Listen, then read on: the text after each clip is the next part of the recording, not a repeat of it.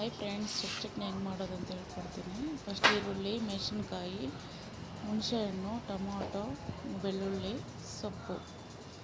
ಸೊಪ್ಪು ಜಾಸ್ತಿ ಇದ್ದಾಗ ಏನು ಮಾಡೋದು ಅಂದಾಗ ಸೊಪ್ಪು ಚಟ್ನಿ ಮಾಡ್ಕೊಂಡು ಇಟ್ಕೊಂಡ್ರೆ ಫ್ರಿಜ್ಜಲ್ಲಿ ಒಂದು ವಾರ ಇರುತ್ತೆ.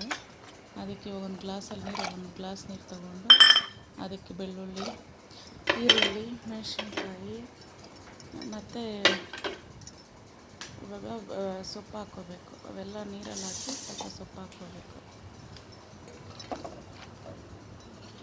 ಇದು ಬೇಕಾದ್ರೆ ಬ್ಯಾಚುಲರ್ಸ್ ಎಲ್ಲ ಮಾಡ್ಕೊಂಡು ತಿನ್ಬೋದು ಆರಾಮಾಗಿ. ಸೊಪ್ಪು ಹಾಕ್ಕೊಂಡು ಎಲ್ಲ ಸೊಪ್ಪು ಜಾಸ್ತಿ ತಂದಾಗ ಕೂಡ ಈ ಥರ ಸೊಪ್ಪು ಚಟ್ನಿ ಮಾಡಿಟ್ಕೊಬೋದು ಆರಾಮಾಗಿ.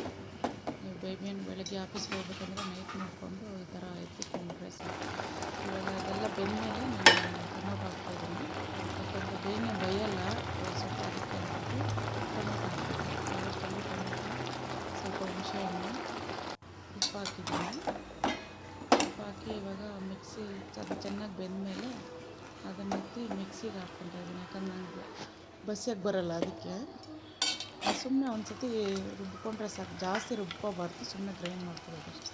ಇವಾಗ ಅದಕ್ಕೆ ಒಗ್ಗರಣೆ ಹಾಕ್ಕೋಬೇಕು. ಸ್ವಲ್ಪ ಎಣ್ಣೆ ಹಾಕಿದ್ದೀನಿ, ಈರುಳ್ಳಿ, ಕರಿಬೇವಿನ ಸೊಪ್ಪು ಹಾಕಿದ್ದೀನಿ.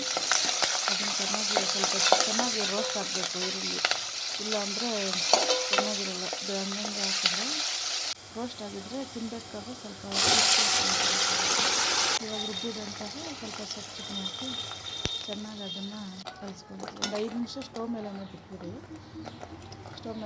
ಇವಾಗ 5 ನಿಮಿಷದಲ್ಲಿ ಸೊಪ್ಪು ಚಟ್ನಿ ರೆಡಿ. ಆರಾಮಾಗಿ ತಟ್ಟೆಗೆ ಹಾಕ್ಕೊಂಡು ಅನ್ನ ಹಾಕ್ಕೊಂಡು ತಿನ್ಬೋದು. ಟೇಸ್ಟ್ ನೋಡ್ತಾಯಿದ್ದೀನಿ, ಟೇಸ್ಟ್ ನೋಡ್ಬಿಟ್ಟು ಹೇಳ್ತೀನಿ. ಈ ಥರ ಸೊಪ್ಪು ಚಟ್ನಿ ಮಾಡ್ಕೊಂಡು ಆರಾಮಾಗಿ ನೀವು ಫ್ರೀಜರಲ್ಲಿ ಇಟ್ಕೊಂಡ್ಬಿಟ್ರೆ 3 days 4 days ಆರಾಮಾಗಿ ತಿನ್ಬೋದು.